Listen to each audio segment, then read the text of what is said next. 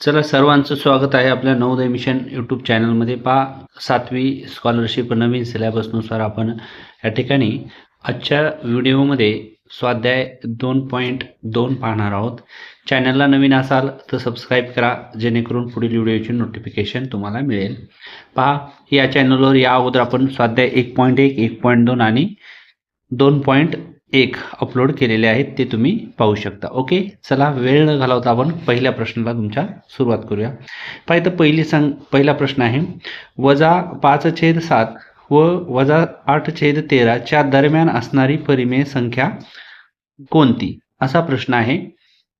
तर पहा, परिमेय संख्या म्हणजे काय, तर लक्षात घ्यायचं, दोन पूर्णांक संख्यांचा भागाकार म्हणजे परिमेय संख्या असते.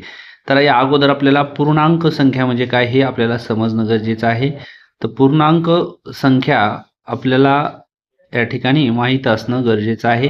पूर्णांक संख्या म्हणजे आपल्याला संख्या रेषा माहिती आहे. इथं 0 असतात, इकडे 1, 2, 3, 4 असे अंक असतात आणि या साईडला असतो -1, -2, -3, -4. ठीक आहे. तर ह्या ज्या संख्या असतात म्हणजे 0, 1, 2, 3, 4, -1, -2, -3 ह्या काय असतात, पूर्णांक संख्या असतात, हे लक्षात घ्या. आणि पूर्णांक संख्या जर आपल्याला माहीत असतील तर परिमेय संख्या म्हणजे काय सांगितलं मी, की दोन पूर्णांक संख्यांचा गुणाकार. काय लक्षात ठेवायचं, दोन पूर्णांक संख्यांचा गुणाकार म्हणजेच काय असते, परिमेय संख्या. लक्षात आलं इथपर्यंत. आता फक्त याची एक कंडिशन लक्षात ठेवायची, छेदात 0 असू नये. काय असू नये, छेदात 0 असू नये, इतकंच लक्षात ठेवायचं. बरोबर आहे. आता आपल्याला परिमेय संख्या म्हणजे काय लक्षात आलं असेल. तर आता आपण या दोघांच्या दरम्यानची आपल्याला परिमेय संख्या शोधायची. तर लक्षात घ्या, ऑप्शनमध्ये आता ह्या दोन्हीही ज्या संख्या आहेत, या दोन्ही संख्या कशा आहेत, -1. बरोबर आहे. इथपर्यंत लक्षात आलं असेल तुम्हाला. तर मायनस असल्यामुळे याचं येणारं पण उत्तर कसं असणार आहे, मायनसच असणार आहे. म्हणजे या ठिकाणी 1 किंवा 4 ऑप्शन आपला बरोबर येणार आहे. म्हणजे हे 2 ऑप्शन या ठिकाणी कॅन्सल होतील. इथपर्यंत देखील तुमच्या लक्षात आलं असेल. आता आपण काय करूया, आता -5/7 याला जर आपण या ठिकाणी सोडून घेतलं, -5/7 जर आपण या ठिकाणी पहा, 7च्या पाड्यात 5 नाही आहेत, म्हणजे आपण इथं 0 चिन्ह घेऊ शकतो. बरोबर आहे. या ठिकाणी काय आला, मग 0 आला. पहा, 7 किती झाले या ठिकाणी, 49. किती उरला, 1. परत 0 आला, 7 1 7. परत या ठिकाणी किती उरले, 3. 0 आला, 7 चौक 28. दशांश चिन्हाच्या नंतर आपण 3 संख्येपर्यंत उत्तर काढलं तरी बस होते. मग याचं उत्तर काय आलं आपलं, मायनस चिन्ह देऊ, 0.714.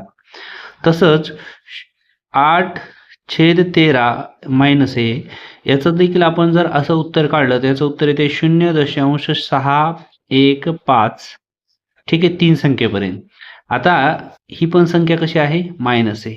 मग लक्षात घ्या, ही संख्या आणि ही संख्या जे आपलं उत्तर आलेले, या दोघांच्या दरम्यान असणारी संख्या आपल्याला शोधायची. तर ह्या 2 ऑप्शनपैकी कुठली संख्या या दोघांच्या मध्ये येते ते आपण पाहूया.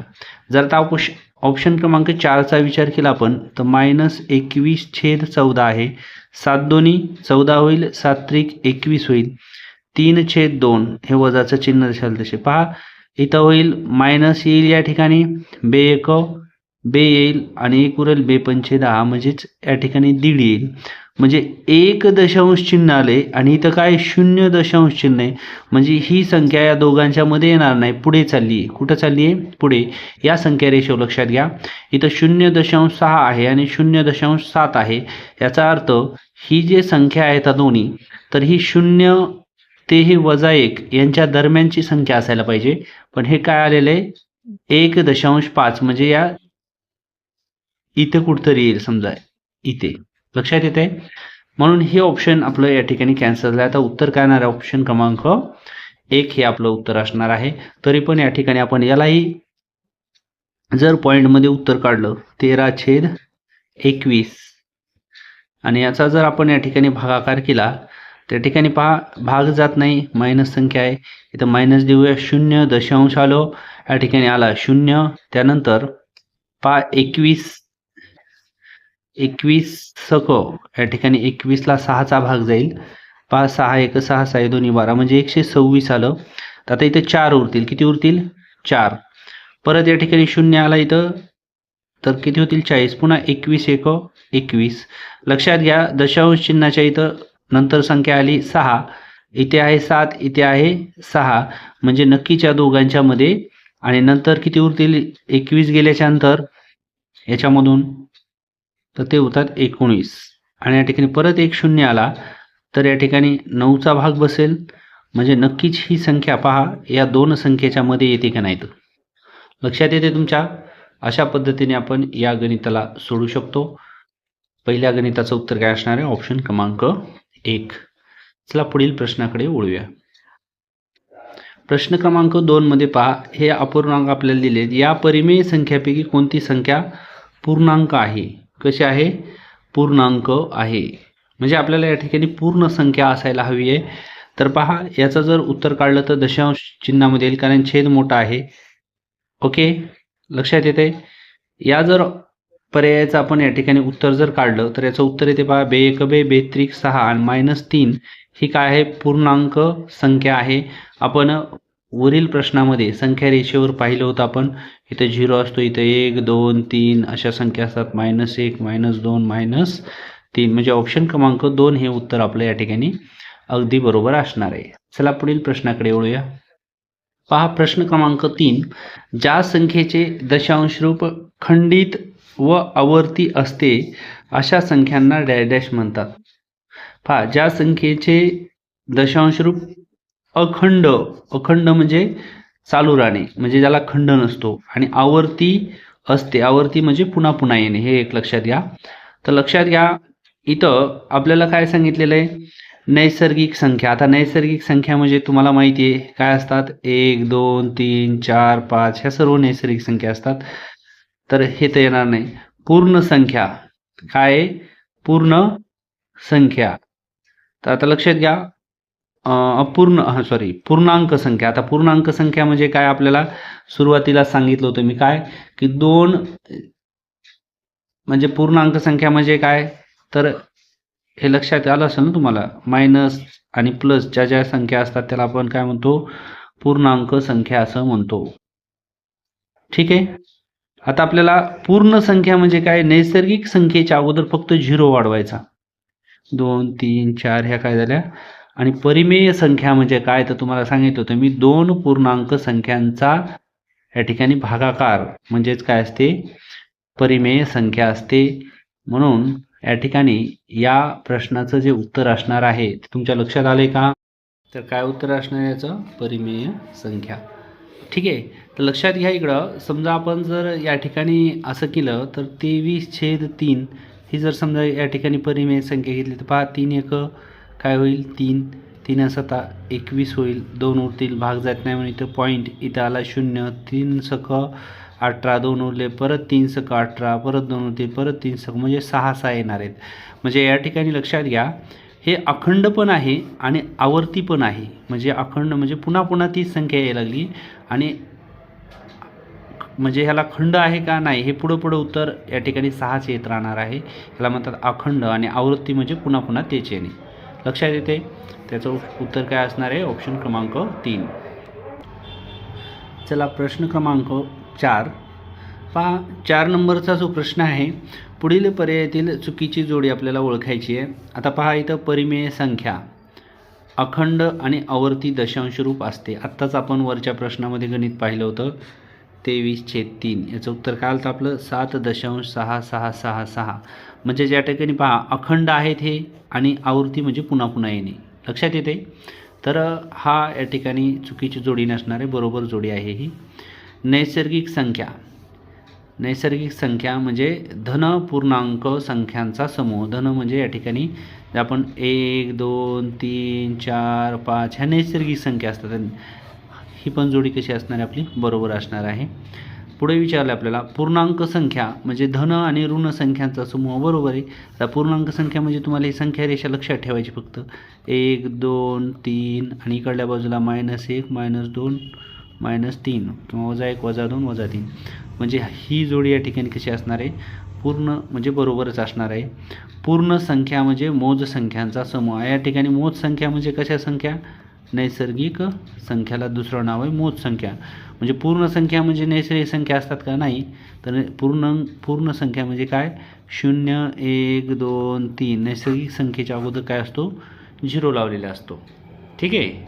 तर अशा पद्धतीने याचं उत्तर येणार आहे चुकीची जोडी ऑप्शन क्रमांक 4 हे उत्तर बरोबर असणार आहे. लक्षात आलं. चला पुढील प्रश्नाकडे वळूया. पहा प्रश्न क्रमांक 5 विचारले, पुढीलपैकी अखंड आवर्ती संख्या कोणती. बघा अखंड आणि आवर्ती म्हणजे पुन्हा पुन्हा येणे. तर पहा या ठिकाणी 1 6 5 याच्यावर ही रेष आहे. याचा अर्थ या प्रश्नाचं उत्तर 9 दशांश चिन्ह 165 पुढे 165 म्हणजे ह्या संख्या काय होणार आहेत, आवर्ती आहे. म्हणजे ह्या पुन्हा पुन्हा येईल आहे हाच गट. लक्षात आलं. आणि ह्या अखंड पण आहेत. म्हणजे ऑप्शन क्रमांक 1 हे उत्तर या ठिकाणी आपल्याला अगदी बरोबर देता येणार आहे. लक्षात येत आहे. चला पुढील प्रश्नाकडे वळूया. प्रश्न क्रमांक 6 पहा. 6 नंबरच्या प्रश्नामध्ये विचारले आपल्याला, पुढील पर्यायातील मोठी पूर्णांक संख्या या ठिकाणी कोणती असं विचारले. मोठी पूर्णांक संख्या कोणती. तर पहा हे -1/2 ही तर या ठिकाणी आपल्याला पूर्णांक संख्या येणार नाही. म्हणजे ऑप्शन हा कॅन्सल करून टाकूया. आता पहा इथं -100 आणि -66 आहेत. तर ही या ठिकाणी लक्षात ठेवायची रेष. ठीक आहे. तर आता ही रेष ठेवल्याच्यानंतर तुम्ही या ठिकाणी लिहितो आपण 0, इकडे काय लिहितो 1 2 3 4 5 असं ही संख्या रेषा वाढत जाते. आणि इकडे येणार आहे -1 -2 -3 -4 -5 -6 असं म्हणजे ही पण इकडं वाढत जाणार आहे. आता लक्षात घ्या, ही जर -1 आणि -2 या दोन्हीपैकी कोण मोठा आहे असं जर विचारलं तर नक्कीच आपण या ठिकाणी -1 मोठे असतात. म्हणजे लक्षात ठेवायचं, वजा संख्येमध्ये जी संख्या लहान असते ती मोठी असते. आणि या ठिकाणी लक्षात घ्यायचं, सर्व वजा संख्येपेक्षा 0 हा काय असतो, मोठा असतो. म्हणजे याचं उत्तर काय येणार आहे, ऑप्शन क्रमांक 4 हे उत्तर अगदी बरोबर असणार आहे. लक्षात येते का. चला पुढे जाऊया. पुढील प्रश्न आहे 7 नंबरचा. प्रश्न क्रमांक 7 विचारलेले, पुढीलपैकी खंडित दशांश संख्या कोणती. खंडित या ठिकाणी ती थांबते कुठंतरी. आता पहा या ठिकाणी इथं काय दिले 0.555 आणि डॅश डॅश टिंब दिलेले समोर, बरोबर आहे. तर मग याचा अर्थ टिंब दिले त्याचा अर्थ हे 5 5 5 5 5 कंटिन्यू पुढे वाढत जात असतात. म्हणजे हे खंडित आहेत का, नाही, हे अखंड आहेत. म्हणजे हा ऑप्शन आपला कॅन्सल. इथे पुढं डॅश डॅश दिले म्हणजे हा ऑप्शन कॅन्सल. आणि पहा इथं या संख्येच्या रेषा असा या ठिकाणी रेषा दिलेली. याचा अर्थ 5 दशांश परत ही रेषा आहे. याचा अर्थ इथं 55 आलेत. पुढे कंटिन्यू हे असं वाढत जाणार आहे. म्हणजे हे अखंड आहे. खंडित आहे का, नाही. पण इथं पहा 0.555 पुढे काही टिंब वगैरे नाहीत. म्हणजे याचं ऑप्शन काय येणार आहे, हे खंडित आहे. ऑप्शन क्रमांक 4. ओके. चला पुढील प्रश्नाकडे वळूया. पहा इथं दिले 13/7 या परिमेय संख्येच्या लगतच्या मोठा या ठिकाणी पूर्णांक येण्यासाठी त्यात पुढीलपैकी कोणती संख्या मिळवावी लागेल. आता हे काय मोठा पूर्णांक आपल्याला या ठिकाणी ओळखायचा आहे. तर आपण काय करू, हे 13/7 आहेत. याला जर आपण या ठिकाणी असा भाग देऊन घेतला 0 इथं आला 0 नाही, 1 मिनिट, ते हां 0 नाही, एक लक्ष द्या. परत 7 1 7 7 1 7 होईल. याच्यातून 7 गेले तर 6 उरतील. इथं दशांश चिन्ह येईल. इथं आला 0 7 8 56 येईल. 4 उरतील. त्यानंतर 0 येईल. त्यानंतर 7 5 35 होईल, बरोबर आहे. पुन्हा 5 उरतील. आता लक्षात घ्या, इथं 2 दशांश चिन्हाच्या नंतर 2 संख्या आल्यात पहा, 1.85. याचा अर्थ ही कुठल्या संख्येच्या जवळ आहे? पूर्ण संख्येच्या. तर 2च्या जवळ आहे. कोणाच्या? 2च्या जवळ आहे ही संख्या. इथपर्यंत लक्षात आलं? 2च्या जवळ आहे. तर आपल्याला काय विचारलं आहे? मोठा अपूर्णांक येण्यासाठी त्यात पुढीलपैकी कोणती संख्या मिळवावी लागेल. आता पहा 13/7 मध्ये कुठली संख्या मिळवावी लागेल. तर लक्षात घ्या, ज्याचा छेद 7 आहे तेच आपण याच्यामध्ये मिळवतो. म्हणजे छेद समान असल्यावर काय होत असते? अंशाची बेरीज. म्हणजे हे 2 ऑप्शन कॅन्सल करून टाकू. आता पहा 13/7 याच्यात जर ऑप्शन क्रमांक पहिला जर आपण मिळवला 1 आणि छेदात 7 जशाल तसे म्हणजे 1 दातलेले म्हणजे 14/7 आलं. 7 1 7 7 2 14. काय उत्तर आलं याचं? 2. तर लक्षात घ्या, या परिमेय संख्येच्या लगतची मोठा पूर्णांक येण्यासाठी म्हणजे आता ही पहा, ही पूर्ण संख्या आली की नाही मोठी 2, म्हणजे याचा ऑप्शन क्रमांक 1 हे उत्तर अगदी बरोबर असणार आहे. आता याच्यात जर आपण 2 मिळवले तर हे आता हे 2/7 जर मिळवले यामध्ये तर ते पण सांगतो तुम्हाला.